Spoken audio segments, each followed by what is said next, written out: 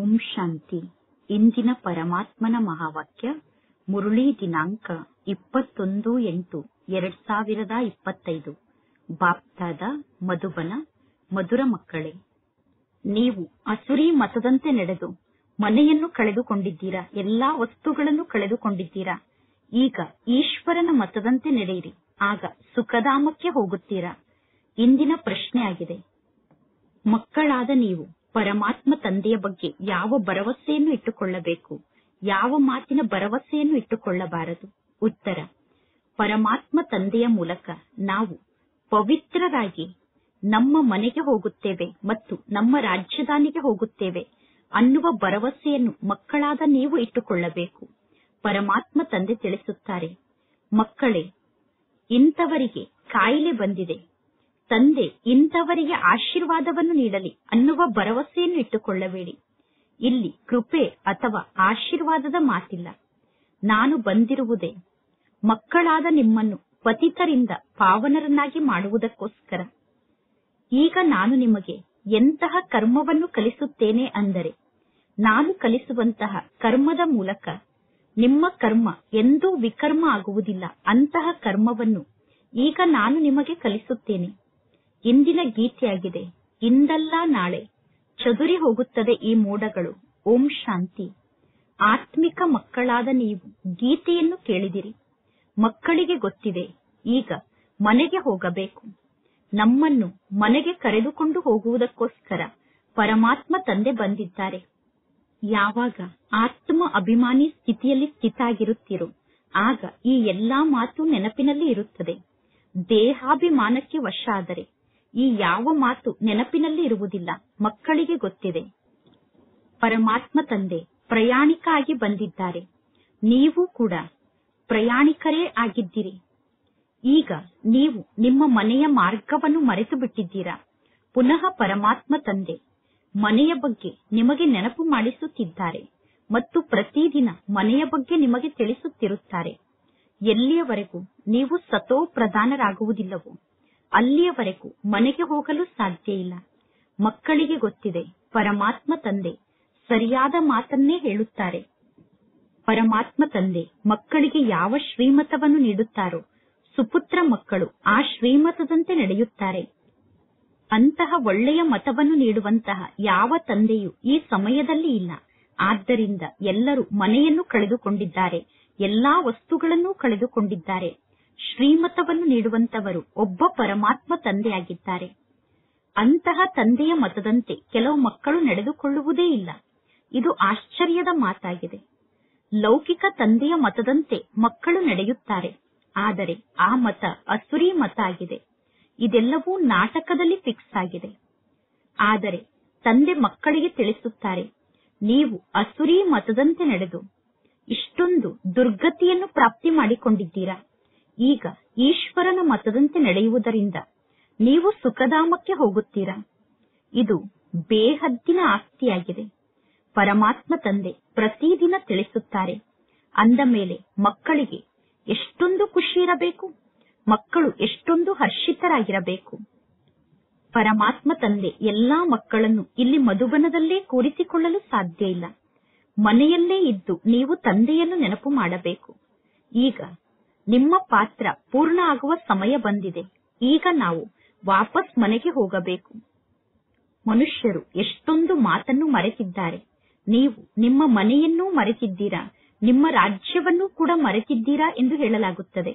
ಈಗ ಪರಮಾತ್ಮ ತಂದೆ ತಿಳಿಸುತ್ತಾರೆ, ನೀವೀಗ ಮನೆಯನ್ನು ನೆನಪು ಮಾಡಿ, ನಿಮ್ಮ ರಾಜಧಾನಿಯನ್ನು ನೆನಪು ಮಾಡಿ. ಈಗ ನಮ್ಮ ಪಾತ್ರ ಪೂರ್ಣ ಆಗುತ್ತದೆ. ನಾವೀಗ ವಾಪಸ್ ಮನೆಗೆ ಹೋಗಬೇಕು. ನೀವು ಎಲ್ಲಾ ಮಾತನ್ನು ಏಕೆ ಮರೆತಿದ್ದೀರಾ ಎಂದು ತಂದೆ ಕೇಳುತ್ತಾರೆ. ಮಕ್ಕಳಾದ ನೀವು ಹೇಳಬಹುದು, ಬಾಬಾ, ನಾಟಕದ ಅನುಸಾರ ನಮ್ಮ ಪಾತ್ರ ಇದೇ ರೀತಿ ಇದೆ. ನಾವು ಮನೆ ಮಠವನ್ನು ಮರೆತು ಸಂಪೂರ್ಣ ಅಲೆದಾಡುತ್ತಿದ್ದೇವೆ.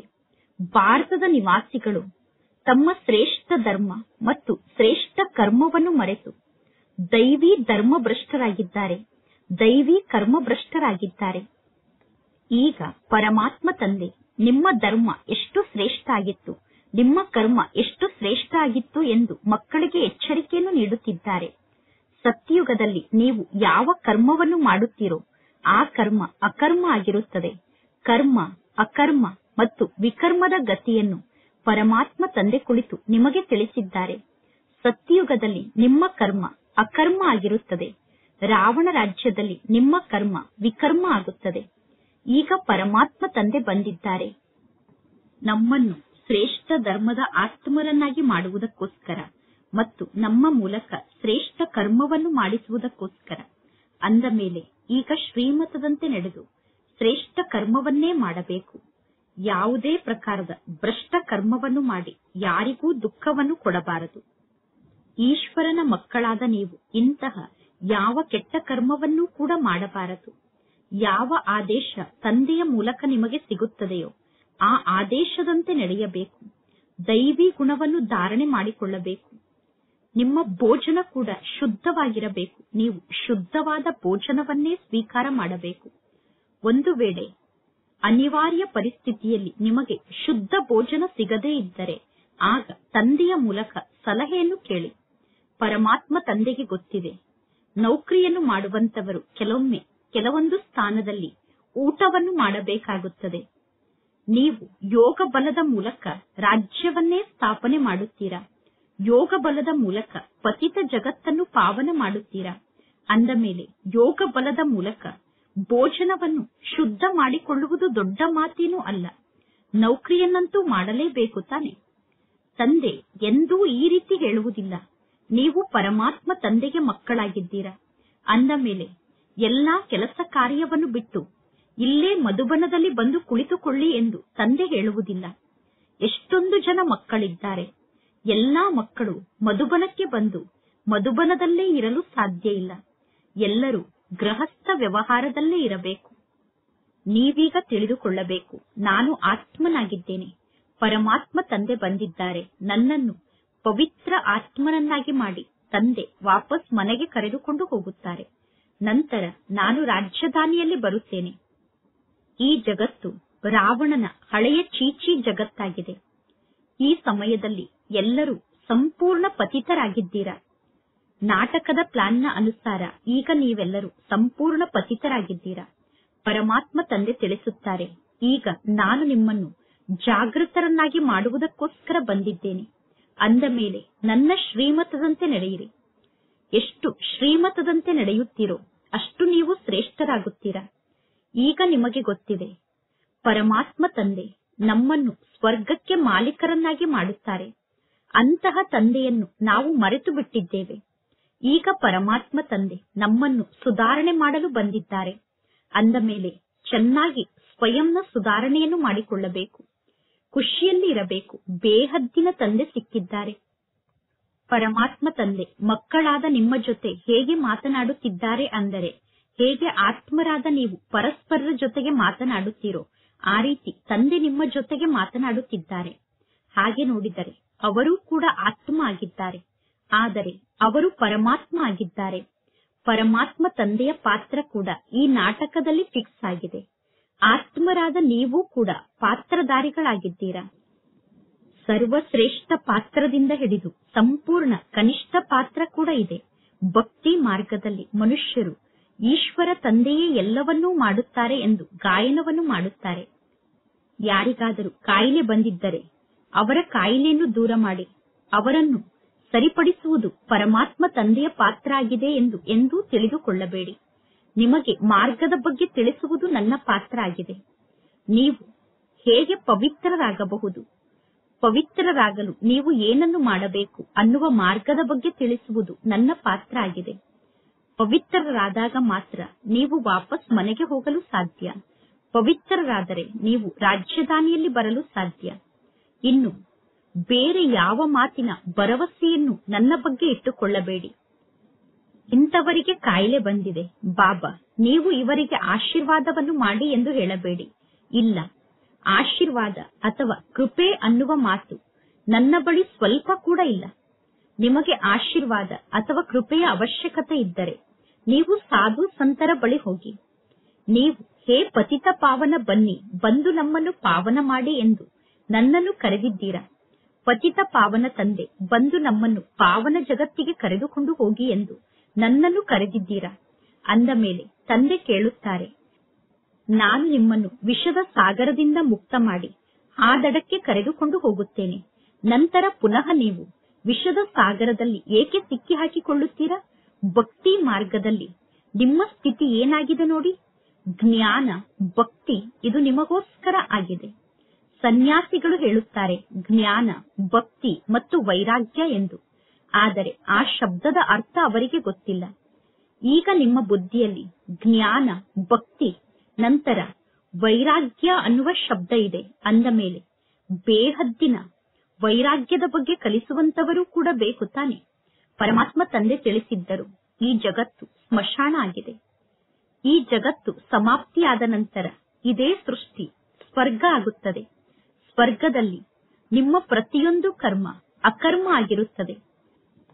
ನಿಮ್ಮ ಮೂಲಕ ಯಾವುದೇ ಪ್ರಕಾರದ ವಿಕರ್ಮ ಆಗಬಾರದು. ಅಂತಹ ಶ್ರೇಷ್ಠ ಕರ್ಮವನ್ನು ಈಗ ಪರಮಾತ್ಮ ತಂದೆ ನಿಮಗೆ ಕಲಿಸುತ್ತಾರೆ. ಎಂದು ಯಾರಿಗೂ ದುಃಖವನ್ನು ಕೊಡಬೇಡಿ. ಪತಿತ ಆಹಾರವನ್ನು ಊಟ ಮಾಡಬೇಡಿ. ಪತಿತ ಅನ್ನವನ್ನು ಊಟ ಮಾಡಬೇಡಿ. ವಿಕಾರಕ್ಕೆ ವಶ ಆಗಬೇಡಿ. ವಿಕಾರದ ಕಾರಣ ಅಬಲೆಯರ ಮೇಲೆ ಅತ್ಯಾಚಾರ ನಡೆಯುತ್ತಿರುತ್ತದೆ. ಮಾಯೆ ಹೇಗೆ ವಿಘ್ನವನ್ನು ಹಾಕುತ್ತದೆ ಅನ್ನುವುದನ್ನು ಕೂಡ ನೀವು ನೋಡುತ್ತಿರುತ್ತೀರಾ. ಇದೆಲ್ಲವೂ ಗುಪ್ತವಾದ ಮಾತಾಗಿದೆ. ಪರಮಾತ್ಮ ತಂದೆ ತಿಳಿಸುತ್ತಾರೆ, ಜಗತ್ತಿನ ಜನ ಹೇಳುತ್ತಾರೆ ದೇವತೆಗಳಿಗೂ ಮತ್ತು ಅಸುರರಿಗೂ ಯುದ್ಧ ನಡೆದಿತ್ತು ಎಂದು. ಪುನಃ ಹೇಳುತ್ತಾರೆ ಪಾಂಡವರು ಮತ್ತು ಕೌರವರು ಯುದ್ಧವನ್ನು ಮಾಡಿದ್ದರು ಎಂದು. ಈಗ ಯುದ್ಧ ಅಂತೂ ಒಂದೇ ಆಗಿದೆ ತಾನೆ. ಪರಮಾತ್ಮ ತಂದೆ ತಿಳಿಸುತ್ತಾರೆ, ನಾನು ನಿಮಗೆ ರಾಜಯೋಗವನ್ನು ಕಲಿಸುತ್ತಿದ್ದೇನೆ. ಭವಿಷ್ಯದ 21 ಜನ್ಮಕ್ಕೋಸ್ಕರ ನಾನು ನಿಮಗೆ ರಾಜಯೋಗವನ್ನು ಕಲಿಸುತ್ತೇನೆ. ಇದು ಮೃತ್ಯುಲೋಕ ಆಗಿದೆ. ಮನುಷ್ಯರು ಸತ್ಯನಾರಾಯಣನ ಕಥೆಯನ್ನು ಕೇಳುತ್ತಾ ಬಂದಿದ್ದಾರೆ. ಆದರೆ ಆ ಕಥೆಯನ್ನು ಕೇಳುವುದರಿಂದ ಏನೂ ಲಾಭ ಆಗುವುದಿಲ್ಲ. ಈಗ ನೀವು ಎಲ್ಲರಿಗೂ ಸತ್ಯ ಗೀತೆಯನ್ನು ತಿಳಿಸುತ್ತೀರಾ. ನೀವು ಸತ್ಯ ರಾಮಾಯಣವನ್ನು ತಿಳಿಸುತ್ತೀರಾ. ಇಲ್ಲಿ ಒಬ್ಬ ರಾಮ ಸೀತೆಯ ಮಾತಿಲ್ಲ. ಈ ಸಮಯದಲ್ಲಿ ಇಡೀ ಜಗತ್ತೇ ಲಂಕೆ ಆಗಿದೆ. ಜಗತ್ತಿನ 4 ಕಡೆ ನೀರಿದೆ. ಇದು ಬೇಹದ್ದಿನ ಲಂಕೆ ಆಗಿದೆ. ಈ ಬೇಹದ್ದಿನ ಲಂಕೆಯಲ್ಲಿ ರಾವಣ ರಾಜ್ಯ ಇದೆ. ಒಬ್ಬ ತಂದೆ ವರ ಆಗಿದ್ದಾರೆ, ಉಳಿದವರೆಲ್ಲ ವಧುಗಳಾಗಿದ್ದಾರೆ. ಪರಮಾತ್ಮ ತಂದೆ ರಾವಣ ರಾಜ್ಯದಿಂದ ನಿಮ್ಮನ್ನು ಮುಕ್ತ ಮಾಡುತ್ತಾರೆ. ಇದು ಶೋಕ ವಾಟಿಕೆ ಆಗಿದೆ, ದುಃಖದ ಜಗತ್ತಾಗಿದೆ. ಸತ್ಯುಗಕ್ಕೆ ಅಶೋಕ ವಾಟಿಕೆ ಅಂದರೆ ಸುಖದ ಜಗತ್ತು ಎಂದು ಕರೆಯಲಾಗುತ್ತದೆ.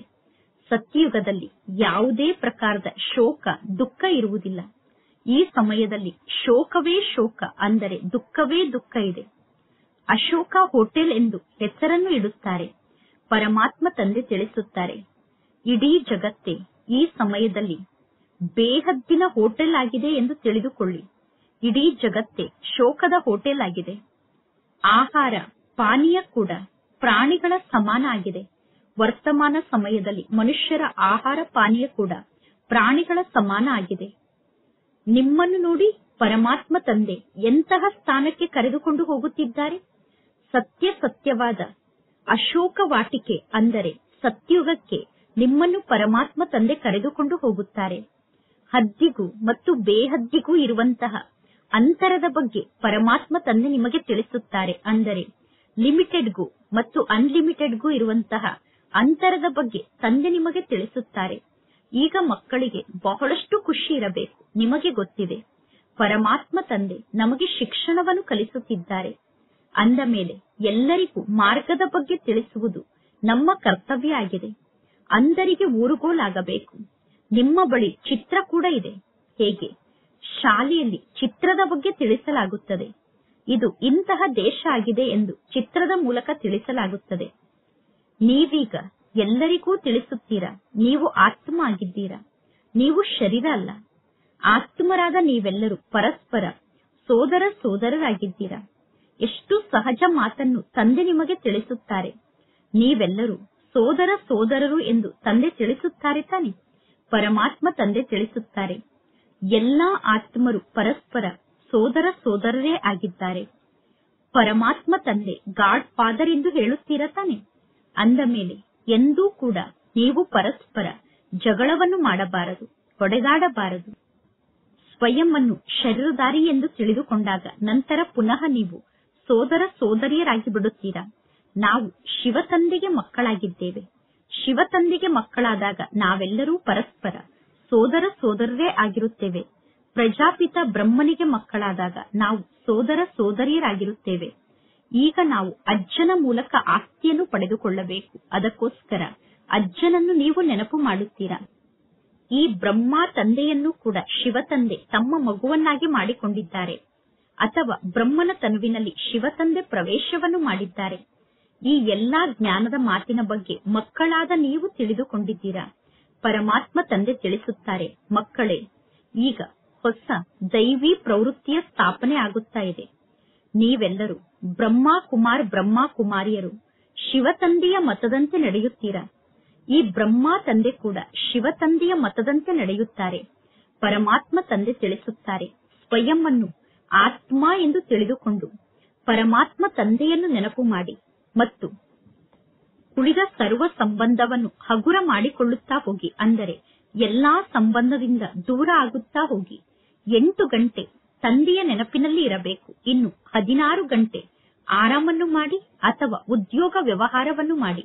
16 ಗಂಟೆ ನಿಮಗೆ ಏನನ್ನು ಮಾಡಬೇಕು ಎಂದು ವಿಚಾರ ಬರುತ್ತದೆಯೋ ಅದನ್ನು ಮಾಡಿ. ಆದರೆ 8 ಗಂಟೆ ತಂದೆಯನ್ನು ನೆನಪು ಮಾಡಬೇಕು.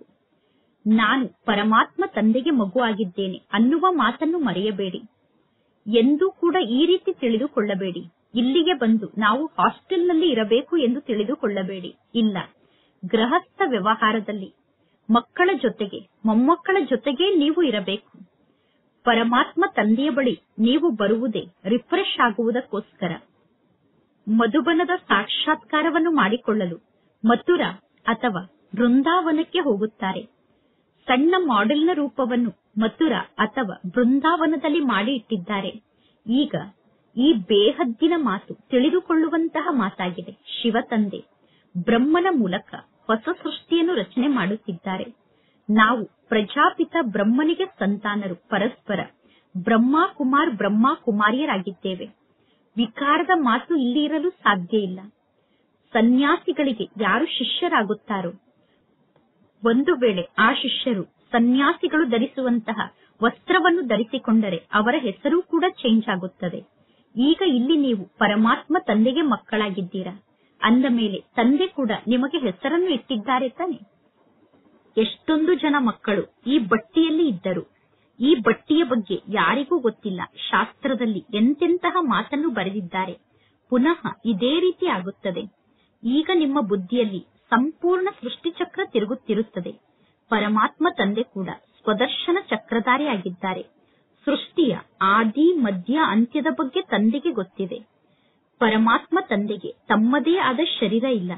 ನಿಮಗೆ ಸ್ಥೂಲ ಶರೀರ ಇದೆ. ಅವರು ಪರಮಾತ್ಮ ಆಗಿದ್ದಾರೆ. ಆತ್ಮ ಸ್ವದರ್ಶನ ಚಕ್ರಧಾರಿಯಾಗಿದೆ. ಈಗ ಆತ್ಮಕ್ಕೆ ಈ ಎಲ್ಲಾ ಅಲಂಕಾರವನ್ನು ಹೇಗೆ ತೋರಿಸಲು ಸಾಧ್ಯ? ಇದೆಲ್ಲ ಅರ್ಥ ಮಾಡಿಕೊಳ್ಳುವಂತಹ ಜ್ಞಾನದ ಮಾತಾಗಿದೆ. ಇದೆಲ್ಲ ಎಷ್ಟೊಂದು ಸೂಕ್ಷ್ಮವಾದ ಮಾತಾಗಿದೆ.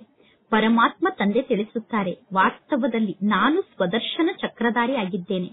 ನಿಮಗೆ ಗೊತ್ತಿದೆ, ಆತ್ಮ ಸಂಪೂರ್ಣ ಸೃಷ್ಟಿಚಕ್ರದ ಜ್ಞಾನವನ್ನು ಅರ್ಥ ಮಾಡಿಕೊಂಡಿದೆ. ಆತ್ಮದಲ್ಲಿ ಸಂಪೂರ್ಣ ಸೃಷ್ಟಿಚಕ್ರದ ಜ್ಞಾನ ಧಾರಣೆ ಆಗಿದೆ ಅನ್ನುವುದು ನಿಮಗೆ ಗೊತ್ತಿದೆ.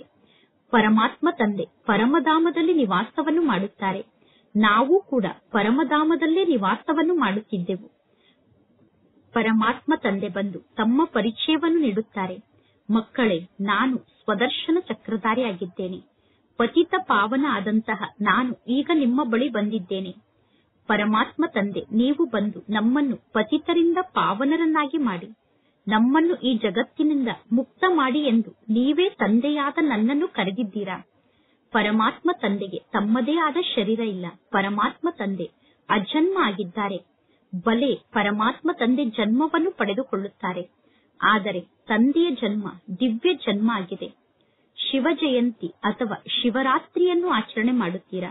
ಶಿವ ತಂದೆ ತಿಳಿಸುತ್ತಾರೆ, ಯಾವಾಗ ರಾತ್ರಿಯ ಸಮಯ ಪೂರ್ಣ ಆಗುತ್ತದೆಯೋ ಆಗ ನಾನು ಬರುತ್ತೇನೆ. ಅಂದ ಮೇಲೆ ಪುನಃ ನಾನು ಬಂದು ಹಗಲನ್ನು ನಿರ್ಮಾಣ ಮಾಡುತ್ತೇನೆ ತಾನೆ. 21 ಜನ್ಮದವರೆಗೂ ನೀವು ಹಗಲಿನಲ್ಲಿ ಇರುತ್ತೀರಾ. 63 ಜನ್ಮದವರೆಗೂ ರಾತ್ರಿಯಲ್ಲಿ ಇರುತ್ತೀರಾ. ಆತ್ಮ ಭಿನ್ನ ಭಿನ್ನ ಜನ್ಮವನ್ನು ಪಡೆದುಕೊಳ್ಳುತ್ತದೆ. ಈಗ ಹಗಲಿನಿಂದ ರಾತ್ರಿಗೆ ಬಂದಿದ್ದೀರಾ, ಪುನಃ ಹಗಲಿಗೆ ಹೋಗಬೇಕು. ಈಗ ತಂದೆ ನಿಮ್ಮನ್ನು ಸ್ವದರ್ಶನ ಚಕ್ರಧಾರಿಯನ್ನಾಗಿ ಮಾಡಿದ್ದಾರೆ. ಈ ಸಮಯದಲ್ಲಿ ನಿಮ್ಮನ್ನು ಸ್ವದರ್ಶನ ಚಕ್ರಧಾರಿಯನ್ನಾಗಿ ಮಾಡುವುದೇ ನನ್ನ ಪಾತ್ರ ಆಗಿದೆ. ನಿಮ್ಮನ್ನು ನಾನು ಸ್ವದರ್ಶನ ಚಕ್ರಧಾರಿಯನ್ನಾಗಿ ಮಾಡುತ್ತೇನೆ. ಅಂದ ಮೇಲೆ ಪುನಃ ನೀವು ಅನ್ಯರನ್ನು ಸ್ವದರ್ಶನ ಚಕ್ರಧಾರಿಯನ್ನಾಗಿ ಮಾಡಿ. 84 ಜನ್ಮವನ್ನು ನೀವು ಹೇಗೆ ಪಡೆದುಕೊಳ್ಳುತ್ತೀರಾ? 84 ಜನ್ಮದ ಬಗ್ಗೆ ಈಗ ನಿಮಗೆ ತಿಳುವಳಿಕೆ ಪ್ರಾಪ್ತಿಯಾಗಿದೆ. ಅಂದರೆ 84 ಜನ್ಮದ ಬಗ್ಗೆ ಈಗ ನೀವು ಅರ್ಥ ಮಾಡಿಕೊಂಡಿದ್ದೀರಾ. ಮೊದಲು ನಿಮಗೆ ಈ ಜ್ಞಾನ ಗೊತ್ತಿತ್ತೇನು? ಇಲ್ಲ. ಈ ಜ್ಞಾನ ಮೊದಲು ಸ್ವಲ್ಪ ಕೂಡ ನಿಮಗೆ ಗೊತ್ತಿರಲಿಲ್ಲ. ಅಂದರೆ ನೀವು ಸಂಪೂರ್ಣ ಅಜ್ಞಾನಿಗಳಾಗಿದ್ದೀರಿ. ಪರಮಾತ್ಮ ತಂದೆ ಮುಖ್ಯ ಮಾತನ್ನು ತಿಳಿಸುತ್ತಾರೆ. ಪರಮಾತ್ಮ ತಂದೆ ಸ್ವದರ್ಶನ ಚಕ್ರಧಾರಿ ಆಗಿದ್ದಾರೆ. ಪರಮಾತ್ಮ ತಂದೆಗೆ ಜ್ಞಾನದ ಸಾಗರ ಎಂದು ಕರೆಯಲಾಗುತ್ತದೆ. ಪರಮಾತ್ಮ ತಂದೆ ಸತ್ಯ ಆಗಿದ್ದಾರೆ, ಚೈತನ್ಯ ಆಗಿದ್ದಾರೆ. ಪರಮಾತ್ಮ ತಂದೆ ಮಕ್ಕಳಿಗೆ ಆಸ್ತಿಯನ್ನು ನೀಡುತ್ತಿದ್ದಾರೆ. ಪರಮಾತ್ಮ ತಂದೆ ಮಕ್ಕಳಿಗೆ ತಿಳಿಸುತ್ತಾರೆ, ಪರಸ್ಪರ ನೀವು ಜಗಳವನ್ನು ಮಾಡಬೇಡಿ, ಹೊಡೆದಾಡಬೇಡಿ, ಎಂದು ಉಪ್ಪು ನೀರಾಗಬೇಡಿ. ಸದಾ ನೀವು ಹರ್ಷಿತರಾಗಿರಬೇಕು ಮತ್ತು ಎಲ್ಲರಿಗೂ ತಂದೆಯ ಪರಿಚಯವನ್ನು ನೀಡಬೇಕು. ಎಲ್ಲರೂ ಪರಮಾತ್ಮ ತಂದೆಯನ್ನು ಮರೆತು ಬಿಟ್ಟಿದ್ದಾರೆ. ಈಗ ಪರಮಾತ್ಮ ತಂದೆ ತಿಳಿಸುತ್ತಾರೆ, ತಂದೆಯಾದ ನನ್ನೊಬ್ಬನನ್ನೇ ನೀವು ನೆನಪು ಮಾಡಿ. ನಿರಾಕಾರ ಭಗವಾನ್ ವಾಚಾಗಿದೆ. ನಿರಾಕಾರಿ ಆತ್ಮರಿಗೋಸ್ಕರ. ನಿಜವಾಗಿಯೂ ನೀವೆಲ್ಲರೂ ನಿರಾಕಾರಿ ಆತ್ಮರಾಗಿದ್ದೀರಾ. ನಂತರ ನೀವು ಸಾಕಾರ ಶರೀರಧಾರಿಗಳಾಗುತ್ತೀರಾ. ಸಾಕಾರ ಶರೀರ ಇಲ್ಲದೆ ಆತ್ಮ ಏನನ್ನೂ ಮಾಡಲು ಸಾಧ್ಯ ಇಲ್ಲ. ಆತ್ಮ ಶರೀರದಿಂದ ಹೊರಗಡೆ ಹೋದರೆ ಈ ಶರೀರ ಸ್ವಲ್ಪ ಕೂಡ ಅಲುಗಾಡಲು ಸಾಧ್ಯ ಇಲ್ಲ. ಆತ್ಮ ತಕ್ಷಣ ಒಂದು ಶರೀರವನ್ನು ತ್ಯಾಗ ಮಾಡಿ ಹೋಗಿ ಇನ್ನೊಂದು ಶರೀರವನ್ನು ಧಾರಣೆ ಮಾಡಿಕೊಂಡು ತನ್ನ ಪಾತ್ರವನ್ನು ಅಭಿನಯ ಮಾಡುತ್ತದೆ. ಈ ಎಲ್ಲಾ ಜ್ಞಾನದ ಮಾತನ್ನು ನೀವು ಚೆನ್ನಾಗಿ ಅರ್ಥ ಮಾಡಿಕೊಳ್ಳಿ. ಆಂತರ್ಯದಲ್ಲಿ ಈ ಜ್ಞಾನದ ಮಾತಿನ ಬಗ್ಗೆ ಮೆಲುಕು ಹಾಕಬೇಕು. ಅಂದರೆ ಆಂತರ್ಯದಲ್ಲಿ ಜ್ಞಾನದ ಚಿಂತನೆಯನ್ನು ಮಾಡಬೇಕು. ಆತ್ಮನಾದ ನಾನು ತಂದೆಯ ಮೂಲಕ ಆಸ್ತಿಯನ್ನು ಪಡೆದುಕೊಳ್ಳುತ್ತೇನೆ. ಸತ್ಯುಗದ ಆಸ್ತಿ ನನಗೆ ತಂದೆಯ ಮೂಲಕ ಸಿಗುತ್ತದೆ. ಅವಶ್ಯವಾಗಿ ಪರಮಾತ್ಮ ತಂದೆ ಭಾರತದ ನಿವಾಸಿಗಳಿಗೆ ಆಸ್ತಿಯನ್ನು ನೀಡಿರಬೇಕು. ಆದರೆ ಯಾವಾಗ ಆಸ್ತಿಯನ್ನು ನೀಡಿದರು, ನಂತರ ಏನಾಯಿತು ಅನ್ನುವ ಯಾವ ಮಾತಿನ ಬಗ್ಗೆಯೂ ಮನುಷ್ಯರಿಗೆ ಗೊತ್ತಿಲ್ಲ. ಈಗ ಪರಮಾತ್ಮ ತಂದೆ ಎಲ್ಲಾ ಮಾತಿನ ಬಗ್ಗೆ ಮಕ್ಕಳಿಗೆ ತಿಳಿಸುತ್ತಾರೆ. ಮಕ್ಕಳಾದ ನೀವು ಸ್ವದರ್ಶನ ಚಕ್ರಧಾರಿ ಆಗಿದ್ದೀರಾ. ಪರಮಾತ್ಮ ತಂದೆ ಮಕ್ಕಳಾದ ನಿಮ್ಮನ್ನು ಸ್ವದರ್ಶನ ಚಕ್ರಧಾರಿಯನ್ನಾಗಿ ಮಾಡಿದ್ದಾರೆ. ನಂತರ ನೀವೇ 84 ಜನ್ಮವನ್ನು ಪಡೆದುಕೊಳ್ಳುತ್ತೀರಾ. ಈಗ ಪುನಃ ನಾನು ಬಂದಿದ್ದೇನೆ. ತಂದೆ ಎಷ್ಟೊಂದು ಸಹಜವಾದ ಜ್ಞಾನದ ಮಾತನ್ನು ಮಕ್ಕಳಿಗೆ ತಿಳಿಸುತ್ತಾರೆ. ನೀವೀಗ ತಂದೆಯನ್ನು ನೆನಪು ಮಾಡಿ ಮತ್ತು ನೀವು ಮಧುರರಾಗಿ. ಗುರಿ ಉದ್ದೇಶ ಅಂತೂ ನಿಮ್ಮ ಸಮ್ಮುಖದಲ್ಲಿ ಇದೆ ತಾನೆ. ಪರಮಾತ್ಮ ತಂದೆ ವಕೀಲರಿಗೆ ವಕೀಲ ಆಗಿದ್ದಾರೆ. ಎಲ್ಲಾ ಜಗಳಗಳಿಂದ ನಮ್ಮನ್ನು ಮುಕ್ತ ಮಾಡುತ್ತಾರೆ. ಮಕ್ಕಳಿಗೆ ಆಂತರ್ಯದಲ್ಲಿ ಬಹಳಷ್ಟು ಖುಷಿ ಇರಬೇಕು. ನಾವೀಗ ಪರಮಾತ್ಮ ತಂದೆಗೆ ಮಕ್ಕಳಾಗಿದ್ದೇವೆ. ಪರಮಾತ್ಮ ತಂದೆ ಆಸ್ತಿಯನ್ನು ನೀಡುವುದಕ್ಕೋಸ್ಕರ ನಮ್ಮನ್ನು ದತ್ತು ತೆಗೆದುಕೊಂಡಿದ್ದಾರೆ. ನೀವೀಗ ಆಸ್ತಿಯನ್ನು ಪಡೆದುಕೊಳ್ಳುವುದಕ್ಕೋಸ್ಕರ ಇಲ್ಲಿಗೆ ಬಂದಿದ್ದೀರಾ. ಪರಮಾತ್ಮ ತಂದೆ ತಿಳಿಸುತ್ತಾರೆ, ನಿಮ್ಮ ಮಕ್ಕಳು, ಮೊಮ್ಮಕ್ಕಳು ಮುಂತಾದವರನ್ನು ನೋಡುತ್ತಿದ್ದರೂ ಕೂಡ ನಿಮ್ಮ ಬುದ್ಧಿಯೋಗ ತಂದೆಯ ಜೊತೆಗೆ ಜೋಡಣೆ ಆಗಿರಬೇಕು ಮತ್ತು ನಿಮ್ಮ ಬುದ್ಧಿಯೋಗ ರಾಜಧಾನಿಯ ಜೊತೆಗೆ ಜೋಡಣೆ ಆಗಿರಬೇಕು. ಈ ಶಿಕ್ಷಣ ಬಹಳಷ್ಟು ಸಹಜ ಆಗಿದೆ. ಯಾವ ತಂದೆ ನಿಮ್ಮನ್ನು ವಿಶ್ವಕ್ಕೆ ಮಾಲೀಕರನ್ನಾಗಿ ಮಾಡುತ್ತಾರೋ ಅಂತಹ ತಂದೆಯನ್ನು ನೀವು ಮರೆತು ಬಿಡುತ್ತೀರಾ. ಮೊದಲು ಅವಶ್ಯವಾಗಿ ಸ್ವಯಂ ಅನ್ನು ಆತ್ಮ ಎಂದು ತಿಳಿದುಕೊಳ್ಳಿ. ಈ ಜ್ಞಾನವನ್ನು ಪರಮಾತ್ಮ ತಂದೆ ಸಂಗಮ ಯುಗದಲ್ಲೇ ನಮಗೆ ನೀಡುತ್ತಾರೆ. ಏಕೆಂದರೆ ಸಂಗಮ ಯುಗದಲ್ಲೇ ನೀವು ಪತಿತರಿಂದ ಪಾವನರಾಗಬೇಕು. ಒಳ್ಳೆಯದು, ಮಧುರಾತಿ ಮಧುರ, ಆತ್ಮಿಕ ಬ್ರಹ್ಮ ಮುಖವಂಶಾವಳಿ ಬ್ರಾಹ್ಮಣ ಕುಲಭೂಷಣರು. ನಿಮ್ಮ ಕುಲ ದೇವತೆಗಳ ಕುಲಕ್ಕಿಂತ ಶ್ರೇಷ್ಠ ಕುಲ ಆಗಿದೆ. ನೀವೀಗ ಭಾರತದ ಶ್ರೇಷ್ಠ ಸೇವೆಯನ್ನು ಮಾಡುತ್ತೀರಾ.